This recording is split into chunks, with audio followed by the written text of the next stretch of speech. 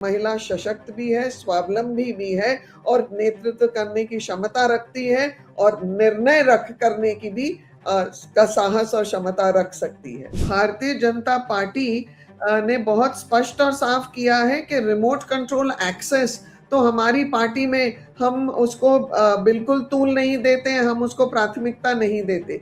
इसलिए महिलाओं को जहाँ सशक्त करते हैं, तो मुझे ये बताइए, जो वंदे भारत चला रही है तो वहां उसका क्या पति पहुंच जाएगा वंदे भारत चलाने के लिए? महिलाओं का जब नेतृत्व बढ़ेगा 2028-29 में, तो निश्चित रूप से महिलाओं को सशक्त करने के लिए हमें साधन और माध्यम मिलेंगे।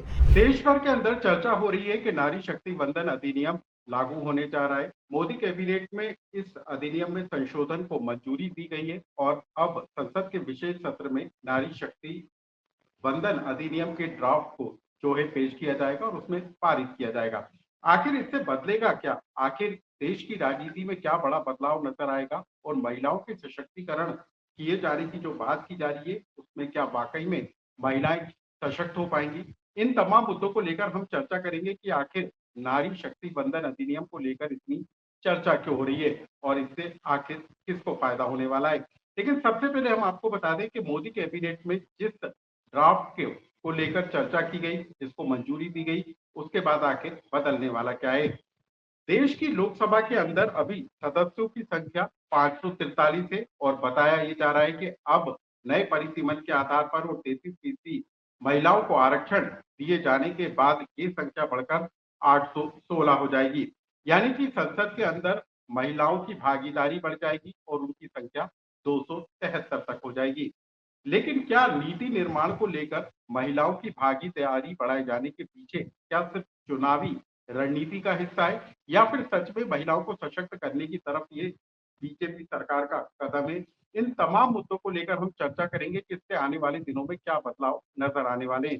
इस मुद्दे पर चर्चा करने के लिए मध्य प्रदेश कांग्रेस पार्टी की महिला कांग्रेस की अध्यक्ष रीना बोरासी जी हमारे साथ जुड़ी हुई हैं। इसके अलावा मध्य प्रदेश बीजेपी की प्रवक्ता वानी अहलूवालिया भी हमारे साथ जुड़ी हुई हैं। इन दोनों महिलाओं के जरिए हम समझने की कोशिश करेंगे कि आखिर इस अधिनियम के पारित हो जाने के बाद क्या बदलाव होने वाला है। क्या राजनीतिक स्तर पर महिलाओं की भागीदारी बढ़ पाएगी?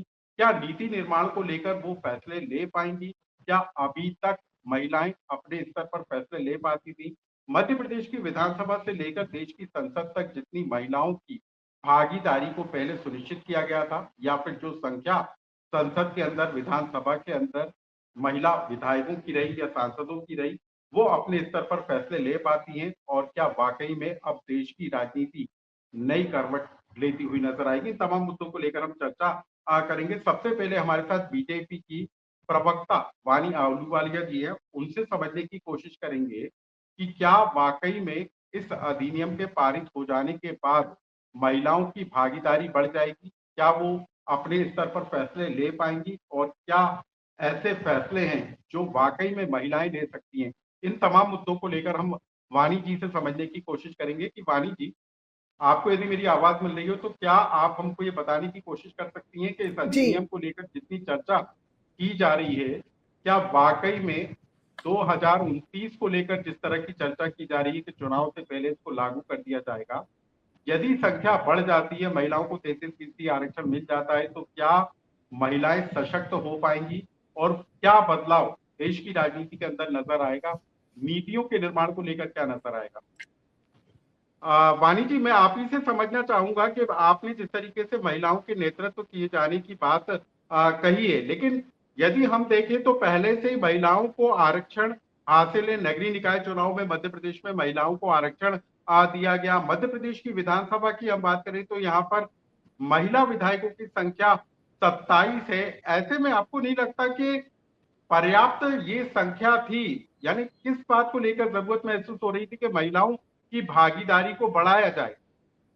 देखिए, ऐसे हम कोई संख्या को कैप तो कर नहीं सकते, पर जितनी संख्या बढ़े, आपने 27 की संख्या दी है और मुझे लगता है कि कम से कम 30-40% अगर महिलाओं का वहां प्रतिनिधित्व हो तो हमारे मुद्दे और सक्षम तरीके से रखे जा सकते हैं। हमने जो कहा है हमने वो किया है। और महिलाओं के लिए, बेटियों के लिए, देखिए लिंग अनुपात था उसके ऊपर काम किया है सरकार ने। हमने जो स्वास्थ्य सेवाएं हैं स्वास्थ्य के ऊपर चिंता की है, जागरूकता बढ़ाई है, महिलाओं की जो समस्याएं होती हैं उन्हें एनजीओज के साथ जोड़ा है। और मध्य प्रदेश में लगभग 5 लाख से अधिक ऐसे एनजीओज हैं जिसमें 65 लाख महिलाओं को लाभ मिल रहा है, स्वावलंबी हो रही है। मातृ वंदना योजना है, बजट में तो निर्मला जी ने शी मार्ट को भी ग्रामीण क्षेत्र में रखने के और ऐसी शुरुआत कर। महिलाओं के लिए कोई भी काम के लिए वो असमर्थ नहीं है, कोई काम की सीमा नहीं है। इसलिए मुझे गर्व के साथ ये कहने में मुझे लगता है, मुझे बहुत गर्व की अनुभूति होती है कि ये कहते हुए कि महिलाओं को कंधे से कंधा मिलाकर वो क्षमता के साथ काम करने का एक अवसर मिलने जा रहा है जो मिलता आया भी है। और हमारे देश में तो इतिहास रहा है कि रानी लक्ष्मीबाई, रानी दुर्गावती ऐसी नेताएं रही हैं जिन्होंने देश के क्षमता से, मतलब एक सामान्य क्षमता से ऊपर अपना राज्य संभाला और जनता की सेवा की। तो क्यों ना उसकी स्थापना, उसकी सिद्धि जो मोहन यादव जी के नेतृत्व में मध्य प्रदेश है, प्रधानमंत्री के दिखाए हुए मार्ग पर हम भी योजनाबद्ध तरीके से उसका क्रियान्वयन करें। लेकिन वाणी जी, सवाल तो इस बात को लेकर भी उठ रहा है कि यदि महिलाओं को 33% आरक्षण दिया जाता है, सदस्य संख्या को बढ़ाया जाता है, तो क्या आरक्षण जाति के आधार पर भी तय होगा? क्या एससी, एसटी, ओबीसी का भी आरक्षण तय किया जाएगा इस कोटे में, कि सिर्फ 33% महिलाओं का आरक्षण ही तय किया जाएगा? देखिए मोटा माटी इसकी जो क्लैरिटी है वो जब ये पूरा अधिनियम की जो मुझे लगता है एक रीफैब्रिकेशन हो रहा है, उसमें संशोधन हो रहा है, बहुत सारे अंक हमें तब मिलेंगे।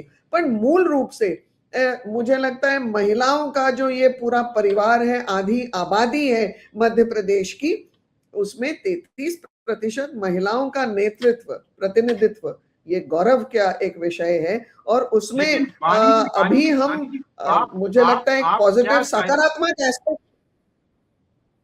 वाणी जी, आप क्या चाहते हैं वाकई में सॉरी, जिस तरीके से आरक्षण को लेकर बीते दिनों चर्चा हुई, यदि महिलाओं को 33% आरक्षण दिया जाता है तो उसमें भी जातिगत आरक्षण की व्यवस्था को लागू किया जाना चाहिए।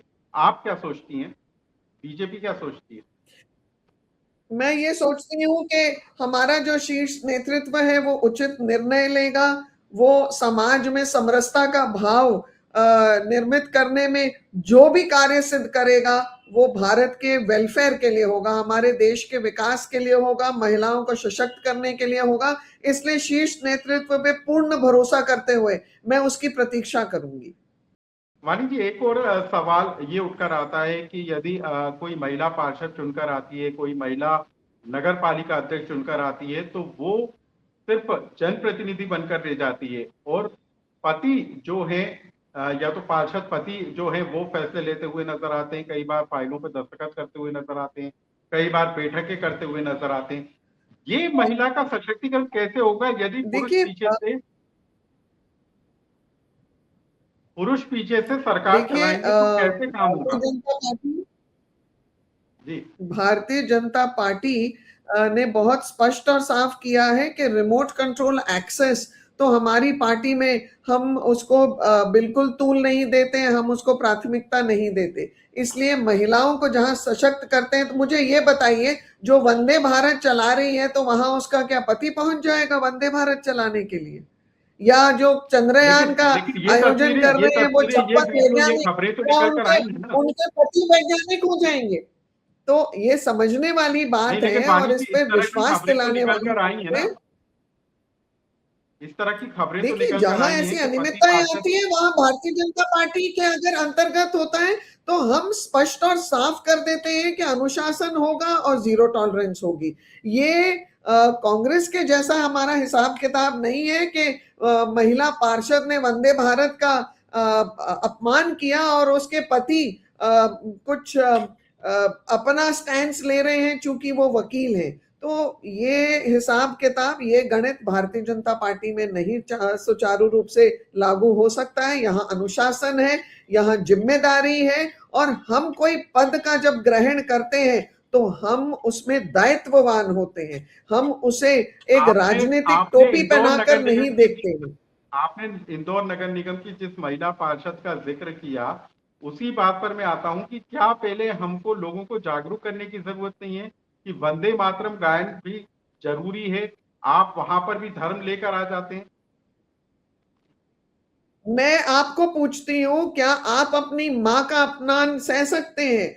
क्या आप अपनी मां के लिए अपशब्द बोल सकते हैं? क्या आप अपनी इस मातृभूमि को मां से कम पूजते हैं? आप मुझे जवाब दीजिए। मुझे लगता है मेरे ये 3 प्रश्नों में ही मेरा जवाब आपको और आपके श्रोताओं को मिल गया होगा। अगर लेकिन हम वाणी इस जी, माटी पर रहते हैं, इस माटी के जनप्रतिनिधि होकर कार्य कर रहे हैं, तो क्या हम उस माटी को ही गाली देंगे? हम उस माटी के लिए वाणी जी, मेरा अभद्रता सवाल वो ही है का कि भाषा का इंदौर में इस्तेमाल जिस तरह करेंगे? की और ये घटना, अभद्रता उमंग सिंघार, जितू पटवारी सभी के मुख से हमें देखने मिलती है, सुनने मिलती है। वाणी जी, मेरा यही सवाल था कि जब एक महिला जनप्रतिनिधि किसी नगर निगम के सदन में जाती है और यदि वंदे मातरम का गायन होता है तो वो मुद्दा उठाती है कि विकास के मुद्दों से ध्यान भटकाने के लिए उसके तरफ टारगेट किया गया। तो क्या जरूरत इस बात को लेकर कि आप आरक्षण को लागू करने के साथ ही महिलाओं को जागरूक भी बनाया जाए, सशक्त बनाया जाए, ताकि यदि वो चुनकर जाती हैं तो इस तरह के व्यवहार को लेकर सदन की गरिमा जो है वो भंग ना हो, उस पर कोई असर ना हो। देखिए, ये पार्टी की विचारधारा है। भारतीय जनता पार्टी का प्रत्येक कार्यकर्ता अपनी विचारधारा का एक वाहक है, एक जीवंत इकाई है। इसीलिए ये अंतर आपको कांग्रेस और भारतीय जनता पार्टी में स्पष्ट दिखाई देगा। भारतीय कांग्रेस की जो पार्षद हैं, उनके पास ना विकास के मुद्दे हैं, क्योंकि उनके पास शीर्ष नेतृत्व से ये विचार आते हैं, ये जो इनका जो जो देश विरोधी, महिला विरोधी, किसान विरोधी, विकास विरोधी जो संकल्प है, वो आपको इनकी दृष्टि, इनकी दिशा, इनकी दशा से स्पष्ट मिल जाएगा। आपको कहीं भी उमंग सिंघार या जित्तू पटवारी सार्थक कोई टिप्पणी करते नहीं दिखाई देंगे। कल एक कुत्ते को साक्षी लेकर एक अभद्र टिप्पणी हुई है। जित्तू पटवारी ने कुछ दिन पहले आधी आबादी को शराबी कहा था। जब ऐसी टिप्पणियां होती हैं, जब इनका एक वरिष्ठ नेता रेप को तीर्थ की तुलना कर लेता है और राहुल गांधी उन्हें मंच साझा करवाते हैं, तो आप मुझे ये बताइए, प्रियंका गांधी में के मुंह में दही क्यों जम जाता है? प्रियंका गांधी जो कहती है लड़की हूं, लड़ सकती हूं, वो कहां सो जाती है? क्यों वो इसका उत्तर नहीं दे सकती? क्यों वो स्पष्टीकरण नहीं दे सकती? क्यों वो समझते हैं कि समाज में क्या ये संदेश नहीं जाता कि कांग्रेस में जो मानसिकता है वो देश विरोधी, महिला विरोधी, किसान विरोधी, विकास विरोधी है? कोई जनहित के मुद्दे तो है ही नहीं इनके पास, और इसीलिए जनता से इनकी दूरी हो रही है और झूठ बोल के ये अपना और मखौल उड़वाते हैं। वानी जी, हमने भी कोशिश की कि कांग्रेस का इस पे रिएक्शन आ सके, लेकिन तकनीकी कारणों के कारण जो रीना बोराती की हैं वो हमारे साथ जुड़ नहीं कई पाई। बार कई कई कई बार कई बार तकनीकी कारण मुझे लगता है ऐसे भी सिद्ध हो जाते हैं कि बोलने के लिए जब मुंह नहीं होता, शब्द नहीं होते, विषय नहीं होता, तो कारण तकनीकी हो जाता है, जस्ट एन एक्सक्यूज।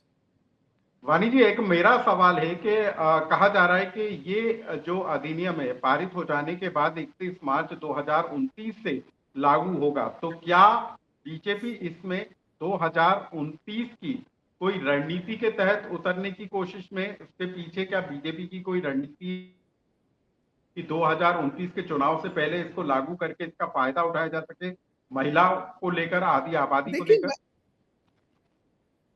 देखिए, मैंने आपको 2 चीजें बहुत स्पष्ट रूप से पहले ही बता दी हैं। पहला, बीजेपी ने कभी भी अपना स्टैंड नहीं बदला है, चाहे वो महिलाओं के लिए हो, किसान, युवा, गरीब कल्याण के लिए हो। उसी मूल सिद्धांत पर चलते हुए अंत्योदय की जो हमारी एक सिद्धांत है, हमारी जो एक परिभाषा है, उसको सिद्ध करते हुए हम कार्य प्रगति पर ला रहे हैं। और महिलाओं का जब नेतृत्व बढ़ेगा 2028-29 में, तो निश्चित रूप से महिलाओं को सशक्त करने के लिए हमें साधन और माध्यम मिलेंगे। इसलिए भारतीय जनता पार्टी हर उस पथ पर चलेगी जिससे देश का विकास होता है, जनता का उद्धार होता है, और ज्ञान की परिभाषा में इस विकास की धारा को आगे बढ़ाने के लिए हमने अपने कार्य सिद्ध किए हैं।